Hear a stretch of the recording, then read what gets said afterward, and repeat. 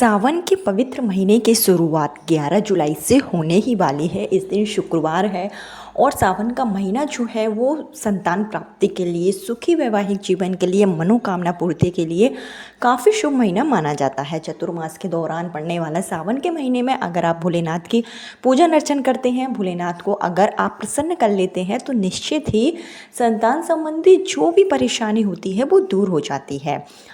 शिव पुराण के अनुसार ऐसे कई उपाय बताए जाते हैं जो अगर आप सावन के महीने में संतान प्राप्ति के लिए करते हैं, अगर आपकी शादी को कई साल हो गए हैं और संतान प्राप्ति में बाधाएं आ रही हैं, पुत्र प्राप्ति की चाह है लेकिन पूरी नहीं हो पा रही है, तो ऐसे में जो निसंतान दंपत्ति हैं उनको सावन के महीने में उपाय जरूर करना चाहिए। क्योंकि सावन का जो महीना होता है वो बहुत ही पवित्र महीना माना जाता है। सावन के महीने का प्रत्येक दिन अपने आप में बहुत ही शुभ दिन होता है। सावन के महीने में आप संतान प्राप्ति के लिए, पुत्र प्राप्ति के लिए कई उपाय कर सकते हैं। तो ऐसा ही कुछ उपाय है जो मैं आपको इस वीडियो में बताऊंगी। अगर आप इन उपायों को पूरे श्रद्धा भाव से, आस्था के साथ कर लेते हैं तो निश्चित ही आपको संतान का सुख प्राप्त होता है। आप संतान प्राप्ति के लिए काफ़ी दिनों से अगर परेशान हो रहे हैं तो सावन के महीने के पहले दिन और आखिरी दिन आप ये छोटा सा उपाय ज़रूर करें। इसके साथ ही मैं आपको इस वीडियो में बताऊंगी कि सावन के महीने में प्रत्येक दिन आप किस तरीके से उपाय कर सकते हैं। क्योंकि जो सावन का महीना होता है उसमें सृष्टि की जो बागडोर होती है वो भोलेनाथ के हाथों में होती है। ऐसे में प्रत्येक भक्तगण अगर भोलेनाथ को प्रसन्न कर लेंगे, माँ पार्वती को प्रसन्न कर लेंगे तो निश्चित ही संतान का सुख आपको प्राप्त होगा। शिव भगवान की पूजा करने से आपके जो ग्रह दोष होते हैं, जो अशुभ ग्रह की स्थिति होती है आपकी कुंडली में, वो सही हो जाती है। पितृदोष है, नजर दोष है या किसी भी तरीके की ग्रह बाधा है तो उसका जो प्रभाव है वो धीरे धीरे कम होने लगता है। तो इसलिए आपको सावन के महीने में उपाय जरूर करना चाहिए। सावन के महीने में एक तो पुत्रदा एकादशी भी आती है और सावन के महीने में संतान संबंधी ऐसे कई व्रत होते हैं, ऐसे कई दिन होते हैं, ऐसे कई अवसर आपको प्राप्त होंगे कि अगर आप सावन के महीने में उस दिन उपाय करेंगे तो निश्चित ही संतान का सुख आपको प्राप्त होगा। सबसे पहले मैं आपको उपाय बता देती हूँ कि सावन के प्रथम दिन यानी कि 11 जुलाई को और अंतिम दिन यानी कि 9 अगस्त को आप किस तरीके से उपाय करेंगे। तो उपाय बताने से पहले हमेशा की तरह आपसे मेरा निवेदन है कि अगर अभी तक आपने मेरा चैनल धर्म ज्ञान पथ को सब्सक्राइब नहीं किया है तो चैनल को सब्सक्राइब जरूर कर लीजिए। वीडियो पसंद आए तो लाइक कीजिए और कमेंट बॉक्स में हर हर महादेव, ओम नमः शिवाय जरूर लिखें, जिससे कि भोलेनाथ की कृपा आप पर और आपके पूरे परिवार पर हमेशा के लिए बनी रहे। तो 11 जुलाई के दिन सावन का प्रथम दिन है। जो भी निसंतान दंपत्ति हैं, पति पत्नी अगर मिलकर उपाय करेंगे, भोलेनाथ की मिलकर आप पूजा करेंगे तो आपका जो उपाय है वो बहुत जल्दी कारगर हो जाएगा।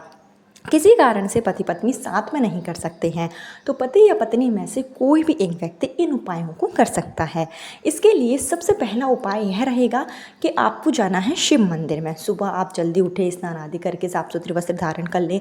आपके घर के आसपास कहीं पर भी शिव मंदिर है, शिवालय है, वहाँ पर आप जाएं और एक छोटा सा उपाय आपको करना है वहाँ पर कि आपको बेलपत्र लेकर जानी है। वैसे तो आप पूजन की समस्त सामग्री अपने साथ लेकर जा सकते हैं, जो भी आपके पास है, भांग है, धतूरा है, समी पत्र है, जो भी आपके पास है, चंदन है, गाय का दूध है, ये सब चीज़ें भी आप लेकर जाएं। और इसके साथ ही दीपक जरूर लेकर जाएं। दीप में आप लंबी बाती का आपको प्रयोग करना है और शुद्ध देसी गाय के घी का प्रयोग करना है। इसके साथ ही अपने घर से ही आप 1 लोटा जल लेकर जाएं। ये सब सामग्री तो आपको लेकर ही जाना है। और इसके साथ ही आपको छोटा सा जो उपाय करना है उसके लिए आवश्यकता होगी आपको मात्र 1 बेलपत्र की। तो बेलपत्र आपको सावन का महीना है बहुत ही आसानी से मिल जाएगी। सभी मंदिर परिसर के आसपास बेलपत्र आपको उपलब्ध हो जाएगी। तो वहाँ पर आप जाएँ, 1 बेलपत्र लें। सबसे पहले आप शिव जी का पूजन कर लें। शिव जी पर आप 1 लोटा जल चढ़ाएं, उसके बाद चंदन से लेपन करें। विधि विधान से शिव भगवान का आप श्रृंगार करें। सावन के महीने में सफ़ेद फूलों से अगर आप शिव भगवान का श्रृंगार करते हैं तो ये भी काफ़ी शुभ माना जाता है। मंदिर की चौखट पर सावन के प्रत्येक दिन, जितने भी दिन होंगे सावन के महीने में, आपको प्रत्येक दिन एक नियम बना लेना है कि 1 दीप आपको मंदिर की चौखट पर जरूर प्रज्वलित करना है। ये काफ़ी शुभ माना जाता है। इसके साथ ही जो आप उपाय करेंगे उसमें आपको 1 बेलपत्र लेना है और आप जो है यह बेलपत्र तुमरूका जी का नाम लेकर देवी अशोक सुंदरी की जगह पर अगर अपने हाथों से आप चढ़ा देते हैं, अपना नाम और गोत्र बोलते हैं, अपनी मनोकामना बोलते हैं, तो यह जो उपाय है वो सावन के पहले दिन और आखिरी दिन का है। शिव पुराण में निहित है। हमारे पूजनीय गुरु जी की कथा से यह उपाय लिया गया है। इस उपाय को बहुत से लोगों ने अपनाया है और सभी की सुनी गोद जो है भरी है, तो आपको भी एक छोटा सा कार्य करना है। बेलपत्र लेकर तुमरुका जी का नाम लें। तुमरुका जी जो कि सबसे बड़े शिव भक्त माने जाते हैं, उनके नाम से अगर आप कोई भी चीज़ से भगवान पर अर्पित करते हैं तो आपकी मनोकामना बहुत जल्दी पूरी हो जाती है। संतान प्राप्ति, पुत्र प्राप्ति की चाह है तो तुमरुका जी का नाम लेकर एक बेलपत्र लें और बेलपत्र को दाहिने हाथ से आप देवी अशोक सुंदरी की जगह पर, चिकना साइड जो होगा वो देवी अशोक सुंदरी की जगह पर होना चाहिए। इस तरीके से आप नाम और गोत्र बोलकर यह बेलपत्र अगर आप चढ़ा देंगे तो निश्चित ही संतान प्राप्ति का सुख आपको प्राप्त होगा। सेम इसी तरीके से आखिरी यानी कि 9 अगस्त आखिरी दिन भी आपको एक बेलपत्र लेकर तुमरुका जी का नाम लेकर नाम और गोत्र बोलकर मंत्रों का जाप करते हुए यह बेलपत्र आपको देवी अशोक सुंदरी की जगह पर चढ़ा देना है। ऐसा करने से संतान प्राप्ति में आ रही जो बाधाएं होती हैं वो दूर हो जाता है। जो भी अशुभ ग्रह की स्थिति होती है वो दूर हो जाता है। किसी ने आप पर कोई नज़र दोष है या किसी ने आपका कोख बंधन कर रखा है, किसी भी तरीके की कोई परेशानी है, तो इस छोटे से उपाय से आपकी समस्त समस्याओं का समाधान हो जाएगा और आपकी जो सूनी गोद है वो बहुत जल्दी भर जाएगी। इसको आप जरूर कर लें। इसके साथ ही सावन के महीने में प्रत्येक दिन आप एक नियम बना लें कि आपको लेना है 108 गेहूं के दाने। गेहूं के जो आप दाने लेंगे, पहले आप उसको धो के उसको आप अच्छे से सुखा लीजिए। यह कार्य आप पहले भी कर सकते हैं कि थोड़ा सा ज़्यादा सा गेहूं लेकर उसको धोकर आप सुखा लें। उसके बाद में आप प्रत्येक दिन 108 गेहूं के दाने गिनकर लें, किसी भी शिव मंदिर में जाएं और एक एक करके यह गेहूं के दाने आप शिव जी पर अर्पित करें। शिव भगवान पर जब आप ये गेहूं के दाने चढ़ाएंगे तो शिव मंत्रों का जाप करें। जो भी शिव मंत्र आपको आता है, नमः शिवाय, ओम नमः शिवाय, नमस्तुभ्यम, इसका जाप करते हुए मन में संतान प्राप्ति, वंश वृद्धि की कामना के साथ में अगर आप शिवलिंग पर सावन के महीने में प्रत्येक दिन एक एक गेहूं का दाना चढ़ाते हैं तो इससे आपके वंश की वृद्धि होती है। जिन महिलाओं को लगातार कन्या ही कन्या जन्म ले रही हैं, उन्हें एक पुत्र की चाह है, तो ऐसे में आपको सावन के महीने में शिवलिंग पर गेहूं का दाना जरूर अर्पित करना चाहिए। फिर गेहूं का दाना अर्पित करने के बाद में आप विधि विधान से पूजन करें, पाठ करें, मंत्रों का जाप करें, आरती करें, शिव चालीसा का भी पाठ कर सकते हैं। इसके साथ ही शिव परिवार की भी आप पूजन अर्चन करें। माता जो पार्वती हैं उनको आप सिंदूर जरूर अर्पित करें सावन के महीने में। और यह जो गेहूं के दाने हैं, जब आपकी पूजा हो जाए तो उसको आप सारे ही गेहूं के दाने उठा लें, अपने घर लेकर आएँ और इसको आप जो है पीस कर, अगर इनकी आप एक रोटी बनाकर, पूड़ी बनाकर, जो भी महिलाएं सेवन करती हैं, जो भी महिलाएं इसको खाती हैं, तो निश्चित ही संतान संबंधी जो परेशानी होती है, घरों में किसी भी तरीके की कोई परेशानी है तो वो परेशानी धीरे धीरे दूर हो जाती है। तो ये छोटा सा उपाय सावन के महीने का है, इसको आपको जरूर कर लेना है। संतान प्राप्ति के प्रबल योग इससे बनते हैं। इसके साथ ही सावन के महीने में आप जो है शिव जी की जब आप पूजा करें तो उसमें आप बांस के पत्ते जरूर शामिल करें। अगर आपको बांस के पत्ते मिल जाते हैं तो ये काफ़ी शुभ होगा। बांस के पत्ते चढ़ाने से संतान संबंधी परेशानी दूर होती है, पुत्र प्राप्ति के योग बनते हैं। वैसे तो शिवलिंग पर सभी प्रकार की पत्तियां चढ़ाई जाती हैं, पीपल की है, बरगद की है, ये सब पत्तियां आप शिव जी पर चढ़ा सकते हैं। समी पत्र जो है सावन के महीने में आप जरूर चढ़ाएं।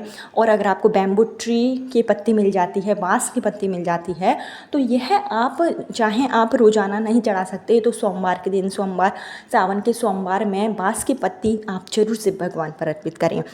ऐसा करने से वंश वृद्धि की कामना निश्चित रूप से पूरी होती है। इसके साथ ही सावन के महीने में संतान प्राप्ति, पुत्र प्राप्ति के लिए एक छोटा सा उपाय आप जरूर करें कि आपको 3 जगह दीपदान जरूर करना है। यह आप रोजाना भी कर सकते हैं। अगर आप सावन के महीने में एक नियम बना लें कि रोजाना आप 3 जगहों पर दीप दान करेंगे, 3 जगहों पर दीप प्रज्वलित करेंगे, तो आपकी जो भी मनोकामना होगी, चाहे फिर वो संतान संबंधी हो, कर्ज मुक्ति को लेकर हो, आर्थिक दृष्टि से लेकर हो, किसी भी तरीके की कोई परेशानी होती है, कोई मनोकामना होती है, तो वो निश्चित रूप से पूरी हो जाती है। इसके लिए आपको 3 दिए लेना है। आटे के आप दिए ले सकते हैं या तो मिट्टी के आप दिए ले सकते हैं। और इन दियों में आपको जो है लंबी बाती का प्रयोग करना है। इसमें आप लंबी बाती प्रयोग करके घी का प्रयोग करेंगे। घी नहीं है तो तिल के तेल का भी आप प्रयोग कर सकते हैं। इसमें से पहला दीपक आप शिव मंदिर की चौखट पर रोजाना प्रज्वलित करेंगे। प्रदोष काल में अगर यह कार्य करते हैं तो और भी शुभ माना जाता है। एक दीपक आप शिव जी के मंदिर की चौखट पर प्रज्वलित करें, दूसरा आपको बेलपत्र के वृक्ष के नीचे प्रज्वलित करना है, तीसरा दीपक आपको अपने घर के मुख्य द्वार पर प्रज्वलित करना है। इन 3 जगहों पर सावन के महीने में प्रदोष काल में अगर आप दीप प्रज्वलित करते हैं कोई विशेष मनोकामना के साथ में, तो आपकी मनोकामना बहुत जल्दी पूरी हो जाती है। शिव भगवान का आशीर्वाद आपको प्राप्त होता है। बेलपत्र के वृक्ष के नीचे जल चढ़ा सकते हैं। बेलपत्र के वृक्ष के नीचे अगर आप शिवलिंग बनाकर पूजन करते हैं तो भी संतान संबंधी जो भी परेशानी होगी वो दूर होगी और संतान का सुख आपको प्राप्त होगा। सावन के महीने में आप अगर शिव मंदिर में जाएं और पूजा पाठ करें नियमित रूप से तो आपकी मनोकामना पूरी होगी। और अगर आप मंदिर जैसे नहीं जा सकते, आपने अपने घर में ही शिवलिंग को प्राजित कर रखा है, तो आप अपने घर पर भी उपाय कर सकते हैं, घर पर भी पूजा पाठ कर सकते हैं। घर पे शिवलिंग भी नहीं है और मंदिर भी नहीं जा पा रहे हैं तो उसके लिए आप अपने घर के गमले की जो मिट्टी होगी उससे आप रोज़ाना शिवलिंग बनाएं, उनका पूजन करें और उनको आप विसर्जित कर दें। घर पर आप आटे की शिवलिंग बनाकर भी पूजा कर सकते हैं संतान प्राप्ति के लिए, पुत्र प्राप्ति के लिए। गेहूं के आटे के अगर आप रोज़ाना 11 शिवलिंग बनाकर पूजन करते हैं, 11 शिवलिंग बनाकर आप जो है मंत्रों का जाप करते हैं, आप पंचामृत से अभिषेक कराते हैं, 11 शिवलिंग बनाकर अगर आप रोज़ाना 11 शिवलिंग बनाकर पूजन करते हैं तो यह भी काफ़ी शुभ माना जाता है। सावन के महीने में अगर आप संतान प्राप्ति, पुत्र प्राप्ति की कामना पूरी करना चाहते हैं, आप जो है आपकी शादी को कई साल हो गए हैं, संतान का सुख आपको प्राप्त नहीं हुआ है, तो आप सावन के महीने में आटे की शिवलिंग अपने घर पर बनाएं, उनका पूजन करें, उनको विसर्जित करें। इस तरीके से भी अगर आप उपाय करते हैं तो भी आपके वंश की वृद्धि होती है, घर में सुख सौभाग्य की आपको प्राप्ति होगी, किसी भी तरीके आपके ऊपर दोष होगा, कोखबंधन होगा तो ये सारी समस्याएँ दूर हो जाएंगी।